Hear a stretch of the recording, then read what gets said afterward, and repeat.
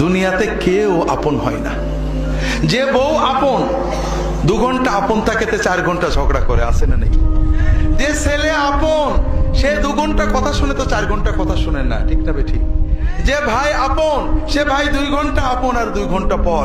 যে বাবা আপন, যে সবচেয়ে আপন মা আপন, সেও দেখা যাচ্ছে আরেক ভাইয়ের কথা শুনে পর হয়ে যায়, হয় না? হয় না হাজেরিন?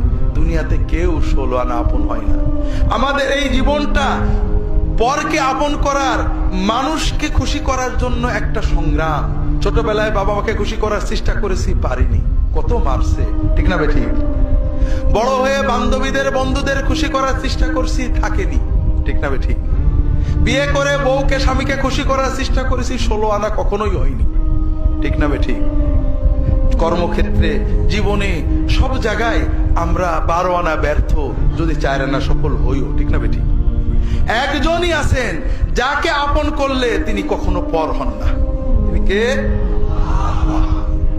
আল্লাহকে আপন করতে পারলে সব সময় আল্লাহকে সাথে পাবেন। যদি আল্লাহকে আপন করে নিতে পারেন, আপনার বিপদে আপদে কষ্টে দুঃখে সব সময় মনে হবে আল্লাহ আপনার সাথেই রয়েছে। যে বেদনা কারোর কাছে বলা যায় না, বউয়ের কাছে বলা যায় না, মায়ের কাছে বলা যায় না, যে আনন্দে কাউকে শরীক করা যায় না, যদি আল্লাহকে আপন করতে পারেন সেই আনন্দে আল্লাহকে শরীক করতে পারবেন, সেই বেদনার কথা আল্লাহর কাছে বলে বুকটাকে হালকা করতে পারবেন। কথাকে বুঝতে পেরেছেন?